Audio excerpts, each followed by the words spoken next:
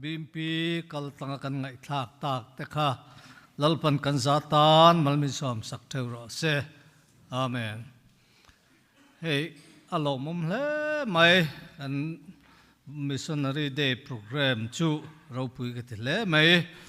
pathian point min ruai ni in ka ria a lom veng na kanga le mai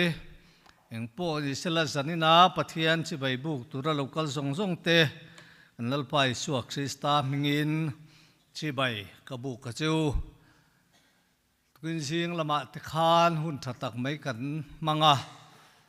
kan chang kang to ni kan tharau mit te poi ameng mani o khatia kumni kalta malama khan mission convention te kan han nei ve a kan la ruai tu te khanin atop zan mission vung lutuk to tur a kan in lalama kan in kai ruai hun to a kho har la te ka kan la savet vet mai te kha amang an thak ka ti a amaro chu tuna ro chuan zai pol zai ngai nom tak tak te group te le solo te point a hoi lam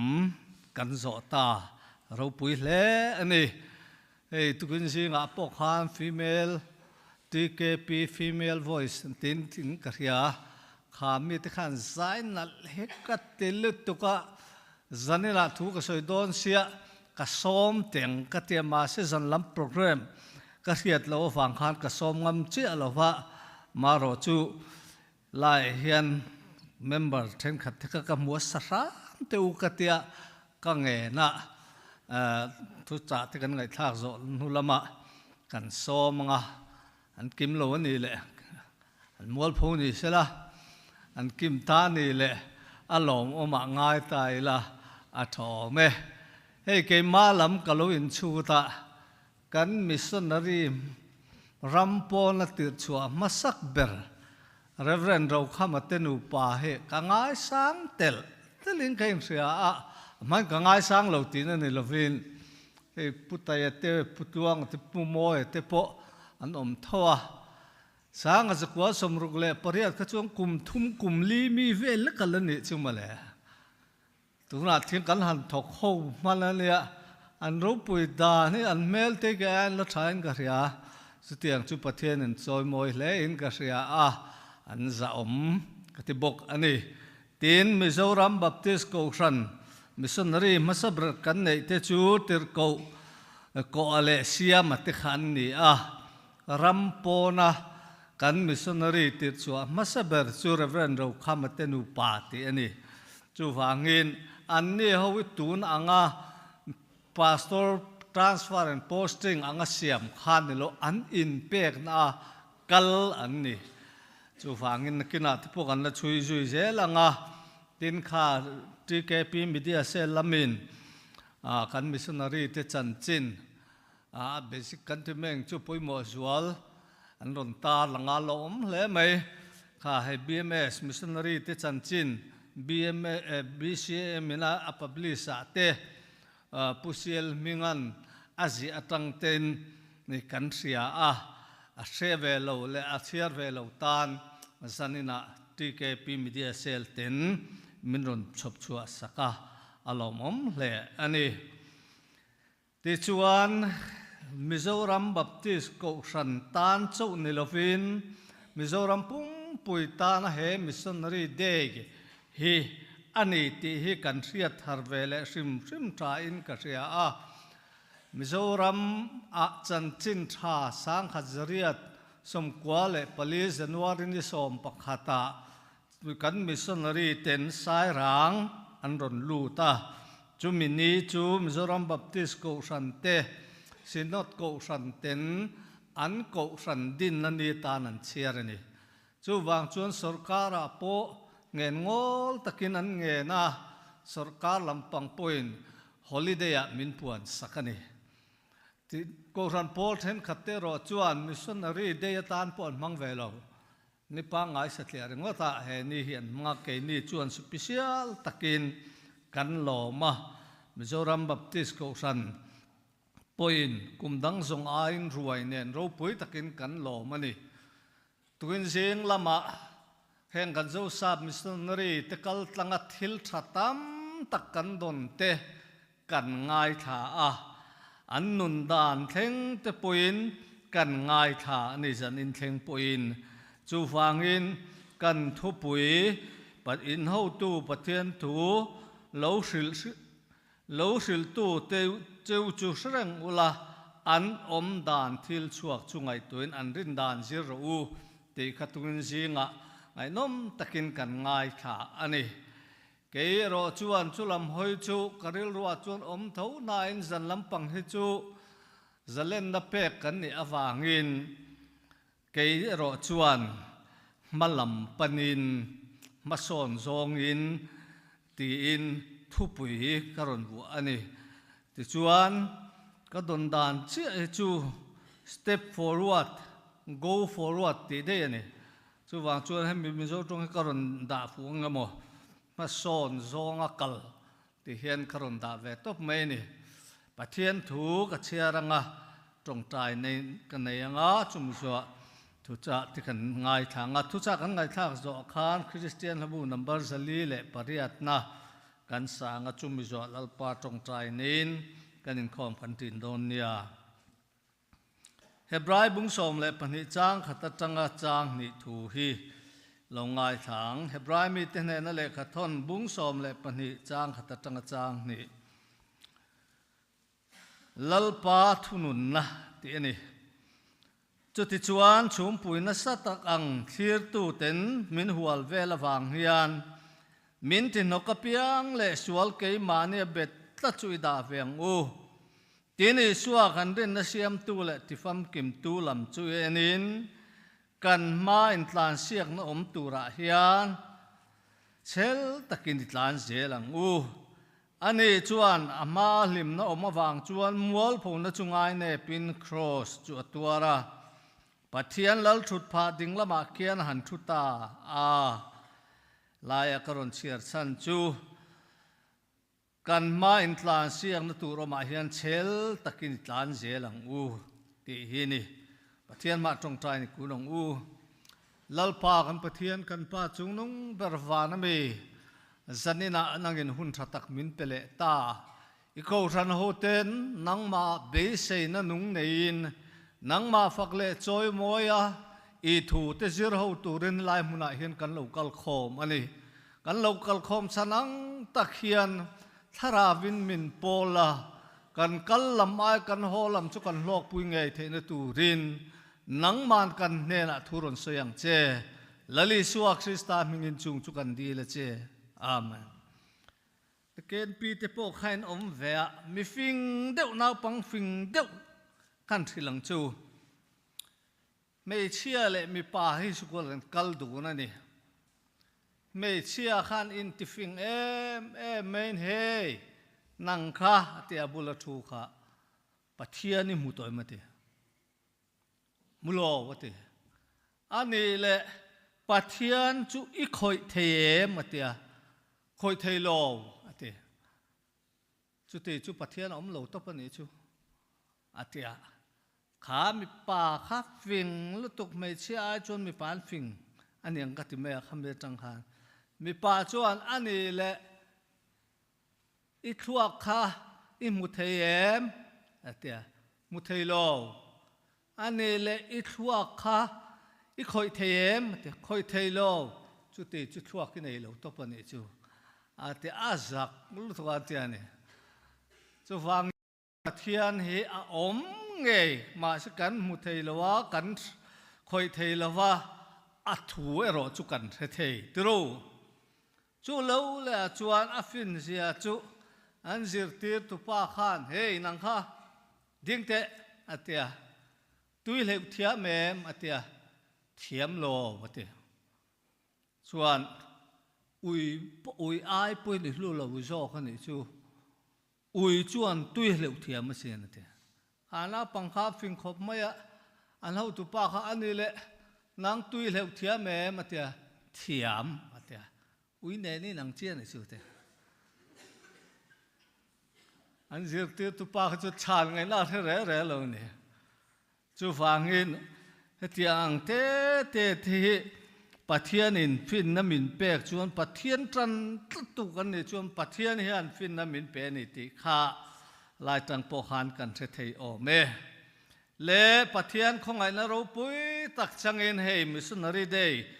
voi za som thum le pani na kan lo thleng le tareng mai e hun chunga min hruai na zonga hian pathian hena lom thu kan soi thin ani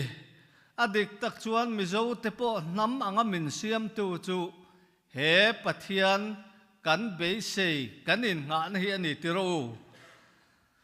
khovel tu verak tu na hian kan dak thei to ani tun ma chuan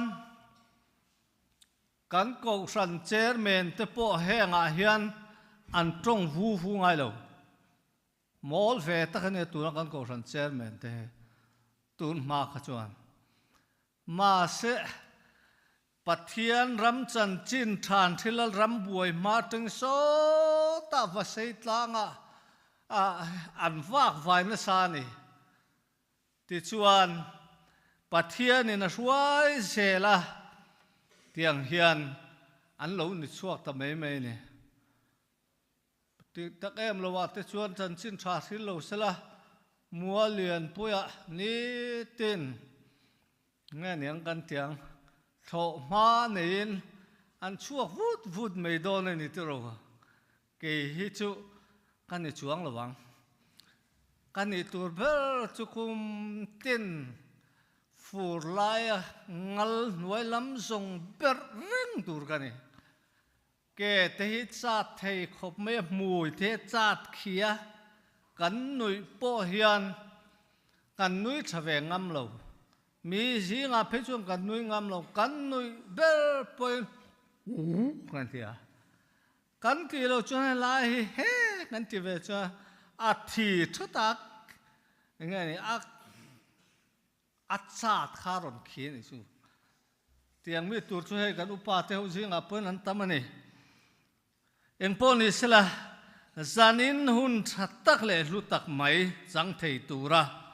kan ho tu te du sakna te kan chang hi lo mom hle maya pathian zara hei kum som thum le pakwa Mizoram Baptist ko sana hian ka service ve don ani tun tha hei then kha chuan pension to mo te min tia dam veng ho pe chuan pension li ra min ngai a li ran ni boka wang ni khara lo wa pension chu nuam mi te om min tia tun tha ni som thum pakhata hian ka chuak ve to na ti chuan hei kum som thum le pakwa ka service ve to na ni tlang va lai upa ve ngat kan ni upa kan ti du lo wa kan in nei kha ni upa e sel lian chuang min tin min lo sia kha sang as kwa som kwa le pakata khan ordain kan ne tlabunga khwan certificate po kala kol kha maya kanin ne ya khanin upa e sel lian chuang an lo tia kan nu khan nu pui pasal mu zo lo turan lo dan ni chumale he senior lu tuk upa pui lon dei don an lo ti sup supa ma se pukel khana khil fia ani o me an mu lut tuk tlang wal fel le mel thadeu kha lo ne ni ti kha min han mu kha chuan anin lan thar sup sup ani ti mai to tiang o ole zan lam he kan soi tang khan thu pui ron siam lo wangin tu na kan ngai thak tang khan malam pana mason zong atlan ti kha kan thu pui tur ani ti chuan hei a bible pum pui hebrai le kha thon background chu he tiang hi ni a Christian te pathian ngai dan kha mi ten an ngai dik lo ni ti kha hebrai le kha thona hian kan mu ani chumi ani wang chuan pathian hian mi hring te ni dan tur dik tak pathian atanga chuak chu hebrai mi tian an lo hriat fiat thein tur ta na he le kha thon hi si ani adik tak chum kha kan zo sap missionary te po kha an ha pathian atanga fin na nei lo ni ta sela PhD degree nei dak pu mai ti me yang adak pu wa musin na ni lowin zo rama tun din muni min thlen the kong lawang ni ma sela pathian in an ma nia fin na ape a me zo te point of contact a kan thak na lai tak me min ron hia fu ta ka khachuan mi zo te kha ram huai lawa thing lung bulbia akan om na ta kha kan in le ngani kan le thlok me ne chu wangin akan thak na lai min ron hia fu chan kha nge kan ti chuan pathian atanga fin na an ma nia pathian in apek na wang kha ni dik tak chuan ram huai kan bia kan te a ram huai ne la kan in thoi ta tuk mai ne ma sela me zo te thak tak mai min ron hia fu ta kha chuan ram huai ai pol la zok I suam min han thil te kha chu bong ta le in thoi ngai lo a ta le in thoi ngai lo ti chuan pathian ne na kan kir ta su vani kha chu tiang deuh chuan hebrai le ka thon po hi pathian ngai dan kan lo rin ve dan thina kha hril fiana le khabu ani ti in hebrai le ka thon hi an soi ni tin chu lo le chuan ring tu te man oma ring tu chung changa le ka thon dang lam takani rin nain zakopa chu rin nain abraham chu rin nain Moses chu Pharaoh fanu fa pavuat adu lowati rin na chung chang le ka thon dang lam tak ani na thu kan mu bok ani le engwanga he hebrai le ka thon hi ziak nge ani kum zabi pakhat na lai vela Juda tele Gentile Christian te chung changa sa khu chung changa bek takin sia dan kha athu mun lo ta ni chumi soifia na tan chuan he le kha thon hi buat sai alo ni ta nge ani chu he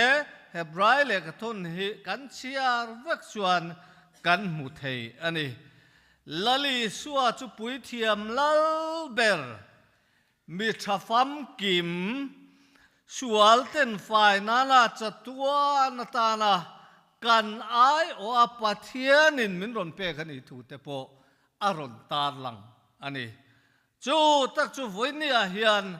ke ni ring tu te po na kan siat fiat thar le hi ngai em ani pui thiam lal berania mi thafam kimania sual ten fai nana chatua natana nun na voi khat aron hlan kha kan tan chatuan tan tok em ani chu wangin thu thung luya kan mua ke ma lo chu pathian dang inei tu ran lo ati tun la ya chuan manin da lal na te manin mangai na te thil dang zong aya sum le pai mangai na te thil dang zong aya dam doi te zu te rui thel thil kan mangai tlat na te hi kan pathian ti na ni milem bia Bible chuan min ti ani chungang zong kan siat via the na tur chuan he hebrai le khaton hi kan zir chiana kan siat via chian hi angai em ani chu wangin mi zong ta na pathian nen then le theina kong chu lali suak Krista chau hi ni ti chuan helaya kan ngai thak ta khan bung som le pania khan kan zatana poimo lutuk me ron ta langa chu ti chuan chhum puin na satak ang thir tu ten min hual vel wang hian aron ti thir tu he aron soifian adana chuan Abraham te Isaac te Jacob te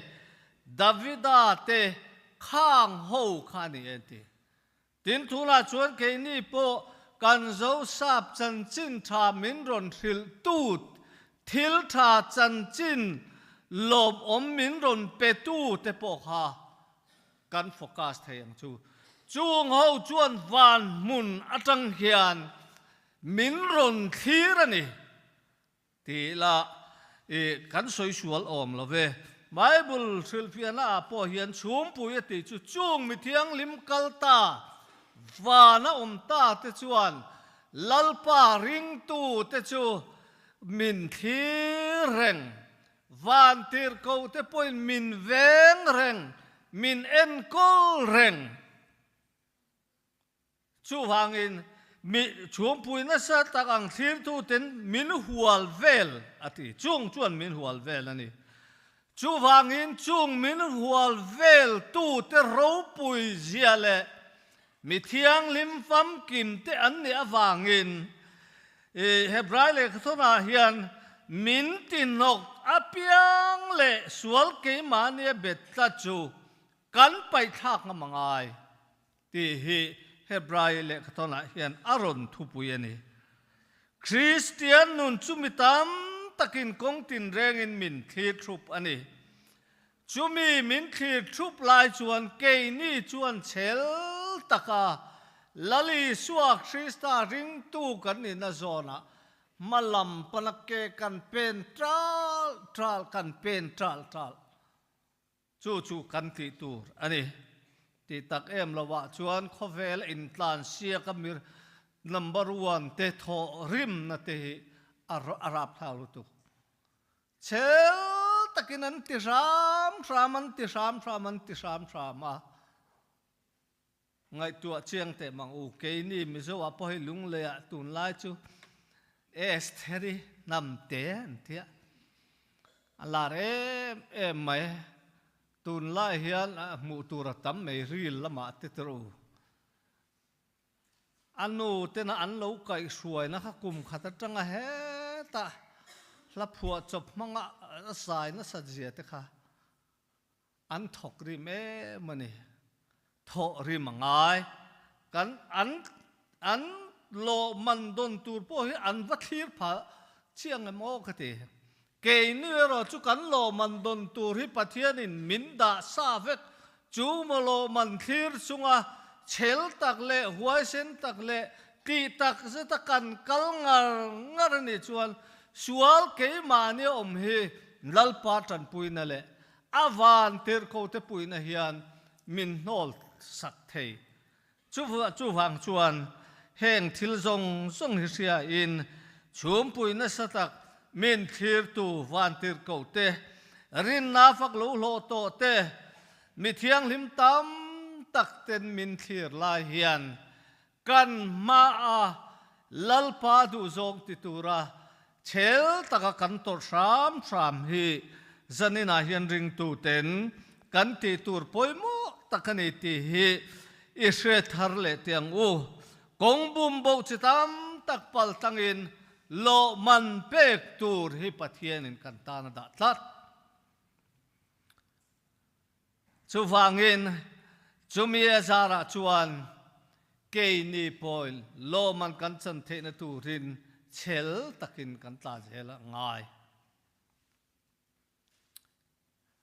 ani le to zong in ti ta mela dari da ki zong bang man tu rangai la heng zong kan thlir hian kan lo missionary te kal tanga thil ro pui tak bin ti sak te kan thlir hian lalpa a kan lom na hinir sela ama wanga nung le che kan ni chuan ama wang ve khian ma son tura step kan mason zong kan ra zel hi kan ti turan ni ve don lo wem ni a thonin in mu a thonin in pe chuak don lom ni ti kha ani pathian tu ai chuan enge ani le kan mason na tur chu malam palake kan pen na tur chu hei sipai te po kan om cheu mai sipai ho hi ral muan na muna po eng lai po mel ma do thei reng tu ra train an ni an ol em lai mel man be lo lai point chan ten kha brenga exercise ten la reng ani ka tiang kha ani a enge ni le ani mason na tur chu rin na konga ke min lo phe tir thin tu te hi lali suan min he sak to chung chuang tenge nat na te buai na te har sat na te mu sit na te pon yang chu tiang na men lo chu kan lo tok to thin ani chung awang chuan kan be dong mi zo te po in o hlum kan sam to lu tuk tun mai in o hlum thom kan thangai lo eng wang nge a stress an te mi kha anh nghe này có sao lâu khang kha chúc chung ang ril rút to chấm lút tụ căn tор vàng này to pan ma này anh in rek lum mốc dễ lên này kha với nia hiền chung ang buai na le har sat na zong zong chu lali suan min li kian sak vek to ke chu chatuan nun na min pe a lo man tur po min bua sai sak chu wain rin na kangwang ke min lo phe ti tu zong zong te hi sira nola nung lama ta malam pala kal trau trau tu re the na ti an min lo rabbet ngotange mi rual kan polo na ti an min lo rabbot ngotange lali suwa nei tu te chu lali suwa na choi moi thin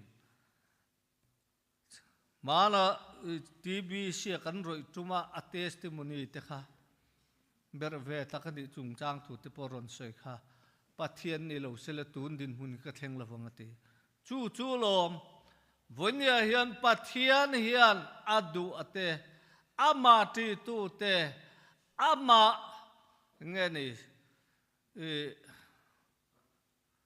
da sang ber tu te chu pathian hian choi moi let ve thin chu wangin rin na konga ke min lo phe tir to tu zong zong te kha sira nola lali suwa en tlat chunga kan kal chuan malsom na te hlok na te kong tin rengin achia rin kan chiar thayang zo pate po thil tu in nge ron them ti kha a lo re ni ma se ator kha mi hring tora chuan a rap thang lutuk nima sela pathian ama siam tu thli chate wangin ato pa chuan lalpan malsom na a hlo ai let engmo zat ta tam a mule ni kha ani le at chu lo le chuan nge niang min ti nok thei thil te in tlan siang na lo man changnei tura be tu ten chel takin hale som pui salowa an be tral chuan lo man an mutin angin min ti nok thei thil ke ma ne sual bet tlat hi kanda kian angai ani min ti nok tu sual van ram kong min blok sak tu ti tiang chung ang zong te chu lali suan cross a min ne sak vek to akin ta min ti sak to chung zong chu Krista sar ne tu kan lo ni ve awangin sual van ram kong tinoka kan lal pasir tir na dip dal tu zong hi kan pai kian ve zel kha kan lo man mu na tur ma kan son na tur ani chuti nilawa kong kan hela kong dang kan rek po chuan lim na emo kan ti hi to pa min vo chetu ani 14 tir ko pol soyangin ring tu te tom na tu chu van ramani he mun sang tur hian ni tin mason zongin step thar zo in step thar a kalin ma kan son zel poimoni ato pera chuan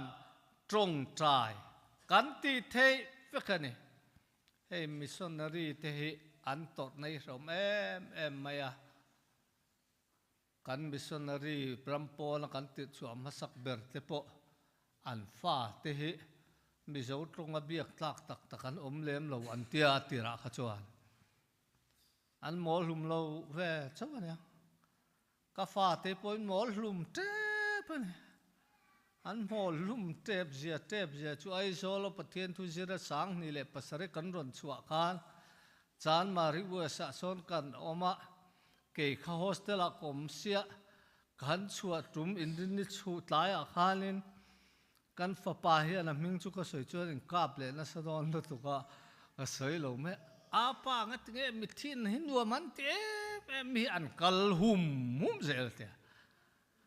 kan nu kha trăng sâu sâu rồi